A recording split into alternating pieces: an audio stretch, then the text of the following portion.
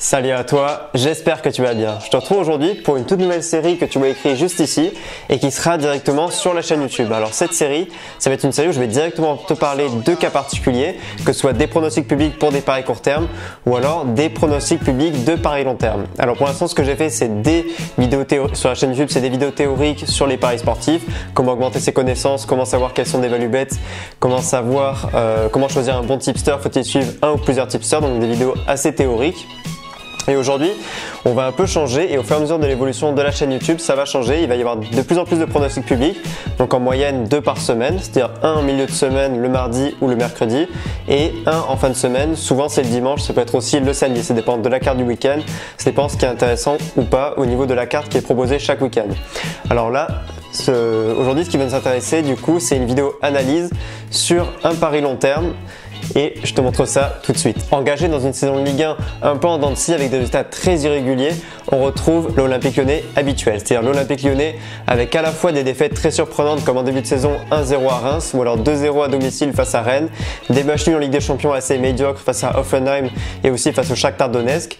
Et dans le même temps, on trouve des performances qui sont un peu comme des exploits. C'est-à-dire la victoire 2-1 à domicile face au Paris Saint-Germain, évidemment la victoire 2-1 à l'extérieur à Manchester City qui était en septembre ou en octobre. Et on retrouve du coup cette ambivalence du côté lyonnais entre des grandes performances et aussi une régularité qui laisse vraiment à désirer. Et du coup une très grande irrégularité face à des petites équipes qui devraient censées dominer, face à des blocs bas qu'ils ont du mal à contourner, face à cette équipe finalement contre lesquelles ils perdent des points alors qu'ils ne devraient pas en perdre. Tous les éditorialistes sont unanimes. Lyon va finir sur le podium de Ligue 1. Lyon va même peut-être finir deuxième. C'est ce que dit par exemple Daniel Riolo sur RMC Sport. C'est plutôt un consultant qui est très respecté dans le milieu des éditorialistes français, pardon. Et du coup, ce qui nous intéresse aujourd'hui, c'est de savoir est-ce que Lyon va vraiment finir sur le podium de Ligue 1.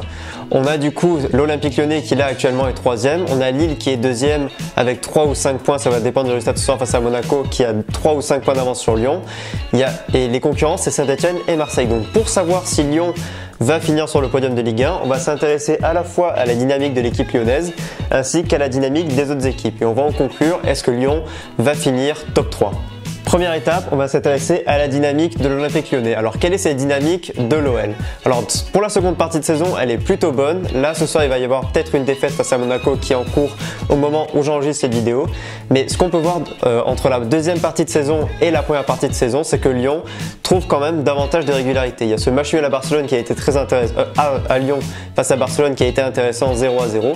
Mais globalement, face aux petites équipes, les Lyonnais parviennent davantage à gagner. Il y a également eu cette victoire 2-1 face à Saint-Etienne et on a l'impression que Bruno Genesio trouve un peu davantage la mainmise sur l'équipe. On peut aussi noter dans les circonstances favorables de l'équipe la titularisation de Dembélé au poste d'avant-centre qui fait beaucoup de bien à l'Olympique Lyonnais. Nabil Fekir est absent de temps en temps, mais au niveau de Nabil Fekir en meneur de jeu avec Depay et Traoré sur les côtés et avec Dembélé du coup en numéro 9, on trouve une animation offensive qui est beaucoup plus intéressante et qui va leur permettre vraiment de quasiment faire un faux pas face aux petites équipes. C'est-à-dire que quasiment tous leurs matchs qui ont eu lieu face aux petites équipes, ils ont réussi à gagner par 1, 2 voire 3 buts d'écart et à quasiment assurer que des victoires. On a aussi un milieu de terrain qui sécurise beaucoup l'Olympique Lyonnais avec Aouar et Ndombele qui assurent vraiment un double pivot intéressant où c'est pas seulement 2-6 à la française qui récupèrent les ballons et qui ne savent pas se projeter. On a surtout Aouar qui joue en 6 et Ndombele également qui joue assez reculé, mais les deux peuvent se projeter, les deux peuvent proposer des choses intéressantes. Et ce qui est intéressant surtout au niveau de l'Olympique Lyonnais et qu'on retrouve en deuxième partie de saison, c'est cette solidité de la charnière centrale, surtout Denayer Marcelo.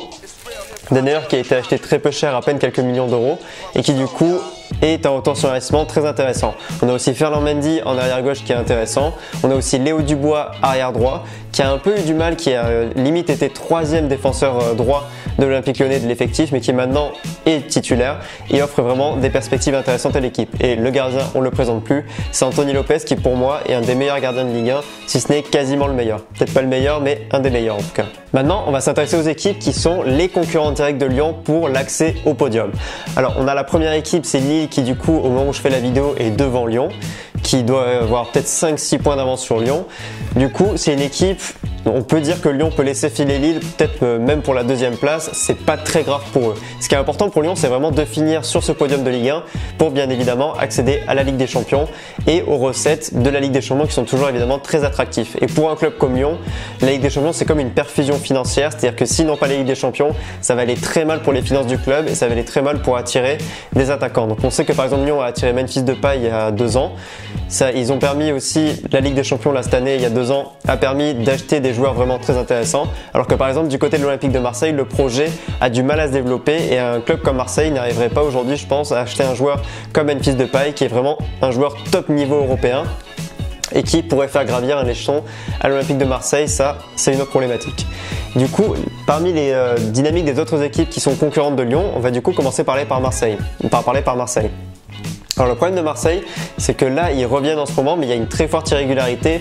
Il n'y a pas la dynamique de la saison dernière où tous les joueurs étaient derrière Rudy Garcia et on a le sentiment que les joueurs se battaient les uns pour les autres.